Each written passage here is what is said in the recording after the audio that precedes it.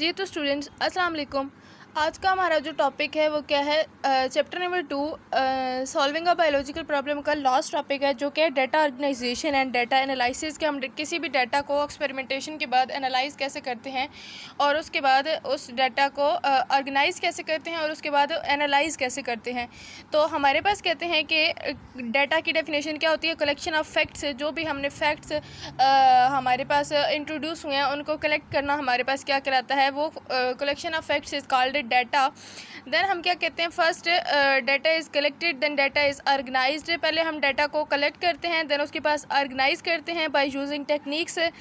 Techniques कौन सी होती हैं जी, such as tables and graphs. और to predict on the basis of data is called analysis. कहते हैं कि जो हमने डाटा टुगेदर किया है, जो भी हमने डाटा कलेक्ट किया है, उसके बाद हमने ख़ुद से प्रिडिक्शन देनी है कि आइदर दिस इज़ ट्रू और रॉन्ग। तो ये हमारे पास क्या कहते हैं, एनालिसिस इसको कहते हैं। एनालिसिस भी दो टाइप्स के होते हैं, एक क्वालिटेटिव एनालिसिस होता है और एक क्वांटिटेटिव एनालिसिस होता है। और देन हमारे पास analysis of data is done by means of ratio and proportion. Analysis जो है वो किस बेस पे होता है, रेशियो और प्रोपोर्शन की बेस पे होता है। अब आपने चेक करना है कि रेशियो क्या होती है और प्रोपोर्शन क्या होता है। रेशियो को हम किसको कहते हैं कि वन नंबर किसी अदर नंबर के साथ अगर कंपैरिजन कर रहा है तो उसको हम क्या कहते हैं, ratio. The comparison of one number two another number is called a ratio. अगर आप कहते हैं कि व्हाट इज़ द, यहाँ पे एग्जांपल दी हुई है कि what is ratio between 105 red flowers and 35 white flower. आपने बताना है कि ये कितने परसेंट जो है रेड है और कितने रेशो रेड फ्लावर्स हैं और कितने रेशो जो है वो वाइट फ्लावर्स हैं। तो हमने करना है 105 को एक साइड पे रखना है, 35 को एक साइड पे रखना है, देन टेबल पे जिस भी टेबल से कटिंग होती है करके 21 और 7 हो गया, फिर 7 के टेबल पे कटिंग हो रही है और 3:1 जो है वो रेशो आ गई है कि हमने बताया है कि 3% जो है वो फ्लावर्स हैं हमारे पास रेड और 1% फ्लावर्स जो हैं वो हमारे पास क्या हैं, वाइट। देन प्रोपोर्शन होता है। प्रोपोर्शन क्या होती है कि टू इक्वल रेशोज़ को जब हम by using sign of equality उनको जब हम कंबाइन कर देते हैं तो इसको क्या हम कहते हैं, प्रोपोर्शन।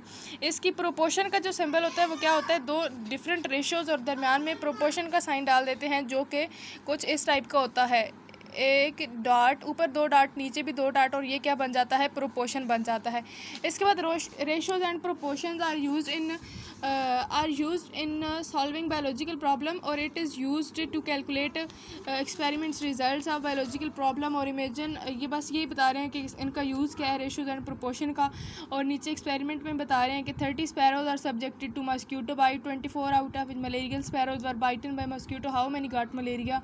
तो आपने क्या करना है, इनका प्रोपोर्शन के कितना तनासुब है जिनको मलेरिया हुआ है आपने फाइंड आउट करना है।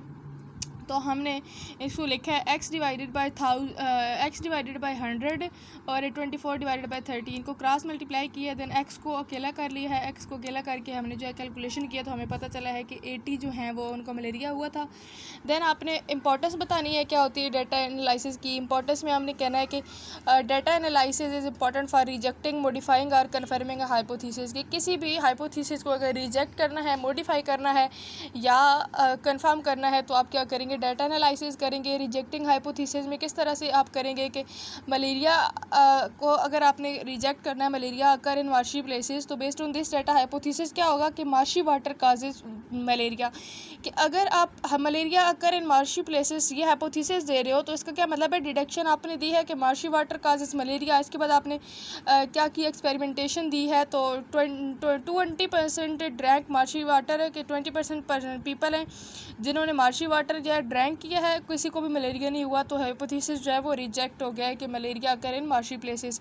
देन मॉडिफाइंग हाइपोथेसिस, हाइपोथेसिस को मॉडिफाई कैसे करना है कि आफ्टर रिजेक्शन मार्शी वाटर है as cause of malaria was modified on the basis of other observation. फिर आपने वो वाला जो आपने हाइपोथेसिस दिया था वो तो रिजेक्ट हो गया, तो नेक्स्ट आपने हाइपोथेसिस को मॉडिफाई किया है कि Plasmodium is the cause of malaria. Marshy water में मलेरिया नहीं होता, बट आपने फिर उस अपनी स्टेटमेंट को रिजेक्ट होने के बाद फिर आपने हाइपोथेसिस चेंज किया है कि Plasmodium is the main cause of malaria. और कन्फर्मिंग हाइपोथेसिस आप क्या करते हैं, data analysis of repeated experiments confirms that hypothesis Plasmodium is the cause of malaria. और फिर डाटा एनालिसिस जो है आफ्टर रिपीटेड एक्सपेरिमेंट कन्फर्म करता है कि जो आइदर जो हमारा हाइपोथेसिस है वो ट्रू है, वो उसके बाद हम उसे गलत साबित नहीं कर सकते।